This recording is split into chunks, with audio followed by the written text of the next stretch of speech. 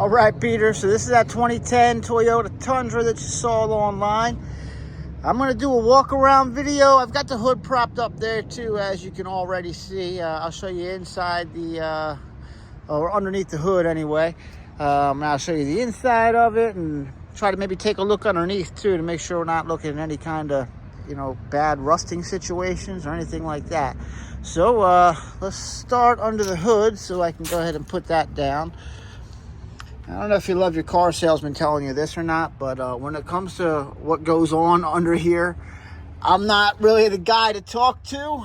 But if you know anything about what's under the hood, maybe seeing some video under here will help you make your own determination as far as how good or bad this is. What I always look for, it might sound strange, on these older vehicles with low miles, I always look for signs that maybe this thing sat for a while, not being run. So to indicate that, sometimes, I'm looking for like chewed up wires by a rodent or something, or like nesting. Those are always bad signs, obviously. I don't see anything like that in here. To the best of my knowledge, everything looks like it's where it's supposed to be and hooked up and relatively clean for the age. So I'm going to say so far so good here. Let's go ahead and shut this guy. There we go. Exterior wise, I only really saw there's this right here. I'll point it out to you. It looks like, they might have bumped something like a pole or something there. It's like a little bit of an indentation here. Kind of matches this, scuff right there as well. They're definitely not going to replace a bumper on this. That cost, probably close to $2,000 for us to replace that bumper. So, as is going to include this too. But I will say, if that's the worst that we find on a 15-year-old pickup truck, then I think we're doing pretty good. All right. Now, there's no wiggle here or anything, so no broken clips or anything. That's good. Yeah, scratch right there. This, we'll buff that, but just to give you the right expectation, that's definitely not gonna come all the way out. It might look a little better, but he'll have to be able to live with that. There's your wheels here. All right. Side's looking good. There's your wheels there. Pop this in here too. A lot of times on these older vehicles, you'll see like bad rusting around here. This looks good so far. There's the rear. So far, so good. Now this piece always looks a little, even like on a 2-3-year-old truck, this hitch always gets a little rusty. It's always surface rust though, so that's not going to affect integrity or anything. This wouldn't keep it from passing Pennsylvania safety inspection, that's for sure. Let's peek back here.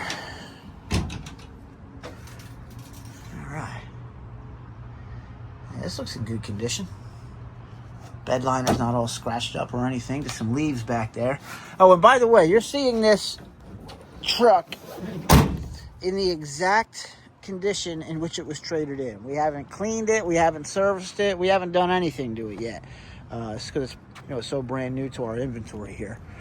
So that might be advantageous for you to be able to see it, like I said, in the condition in which it was traded in before we get our hands on it and make it look all nice and pretty. This here, little door edge guard, looks like it's starting to kind of come off there. That's pretty minor.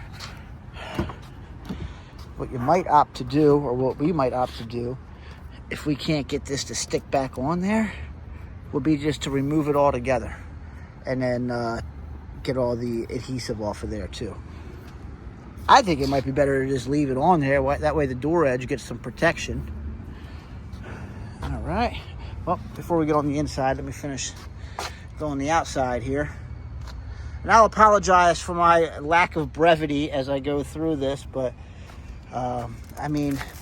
It's not like you're buying a shirt at Macy's here, right? So I'll try to take my time and be as detailed as possible here for you.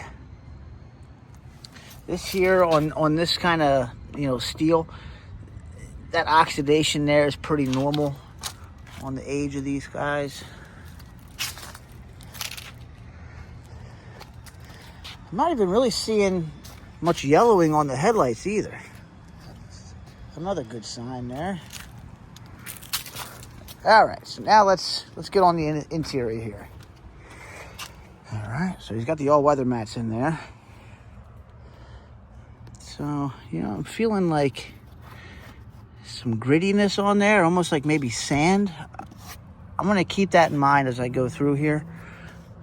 That can be an indicator that maybe they did a lot of fishing on the beach or something. If you see a lot of sand in a car, which sometimes makes me worry about what we're going to see underneath the truck as far as rusting goes. But we'll get to the underneath part. Don't you worry, Peter. All right, and this here, it's going to bring the seat up. So you have some storage there. And condition-wise so far, I mean, it looks like at the very least, previous owner gave a darn about the truck. In good condition. Oh, you do get the tonneau cover with it too. All right, let's hop on the inside here. Interior there. Yeah, I'm seeing... I don't know if that's sand or not. All right, let's see what we got here. Yeah, the seat's in good condition here. A little bit of staining there. Most of that, if not all of it, will come up in the detailing process. As is, it doesn't mean that we don't service it or don't detail it. It just means that it's not going to include any warranty. All right. Oh, I see a little crack right here. I'm going to assume that that's somebody from years of their elbow digging into this. I guess the plastic finally gave way there. Now, this does have the 6-seat capabilities there too. I'm going to fold that back down. Yeah, see a little sand in there too. So I'm gonna imagine that they were on the beach a little bit in this truck. Of course, it's all guesswork, but you follow the clues, right? All right. Let me sit down in this thing and I'm gonna start it up here for us.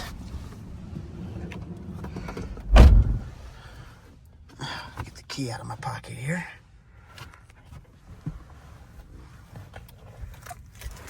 There we go. Let's start it up. All right, sounds good. There's your odometer, 106, 178. Let's rev it. Sounds good. Sounds really good. All right.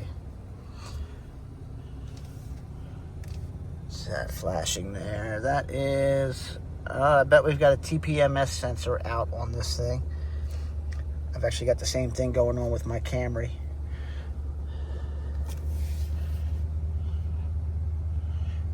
The sensors, they do go bad sometimes. Oh, what's this? Is this going to be a big old fat ashtray in here or cup holders? Ah, cup holders. All right. There we go. I guess that could be an ashtray. I would recommend maybe using it as a change holder. All right. Some storage up here too. Very cool. Yeah, I like these throwback trucks, man. I mean, not that 2010 is that long ago, but compared to what we see come in here, this is a throwback, and I like it. I mean, all your gauges and everything's where it's supposed to be here. So this, I think mechanically, I'm not the expert, but mechanically it seems to me like this thing's in great shape. All right. Let's see. So no sunroof there. Hope that's not a deal breaker for you. All right. And as far as the engine, it's the 8-cylinder. This is the 4.6 liter. They do make a bigger one as well. The positive side about being the 4.6 liter is that he'll get a little bit better gas mileage on it. But, I mean, frankly, if you're considering an 8-cylinder Tundra, you know, gas mileage probably isn't going to be what makes it or breaks it for you. It's not going to be great no matter what engine style it is with the 8-cylinder. Probably going to get about 15 miles to the gallon on this thing on a good day. All right, it does have the step-up bars there. I'm seeing this tape right there. I don't know what that tape's holding on, so I'm not going to mess with it. But I am going to I'm going to put all my weight on this thing. Not that there's a lot of that weight with me, but it's kind of super solid. All right. Cool. Let's go on underneath here. I'll apologize ahead of time for any groaning or grunting as I get down here. You know, I'm not old, but I'm not as young as I used to be either, Peter. Ugh. All right. So this all looks really good. You always get a little bit of oxidation, like on any vehicle around here. But I think this would easily pass Pennsylvania State Safety Inspection, which is one of the tougher inspections in the country. But what do I know? I'm also just a salesman. I'm not the tech. So maybe they take a look at this thing and they say, yeah, we're not going to be able to retail this. That I just don't have an answer for right now. But hey, this is the video. You know, 12-minute video. I know you're a busy guy, so I hope it didn't take up too much of your day here. But I just wanted to be as detailed as possible when I went over this for you. But I mean, I could say, you know, if it's an older Tundra that you're after and you just want to make sure you're getting something that's safe and mechanically sound, so far this seems like it could be it, man. But either way, hey, if you don't like it, I take no offense to that either. If you do like it, I'll send you over some pricing, see what we can do for you, and then let this truck go through the normal process. I can say this, that if you put a deposit down to hold the truck, that does not influence us one bit as far as if we do or do not pass it through the shop in order to retail. So you don't have to worry about that. And yeah, that's pretty much it, man. Appreciate you calling and asking for me. I hope I get to work with you. But hey, if it's the wrong truck, that's okay too. Just let me know, brother. Hey, it's good hearing from you, Peter. Thank you.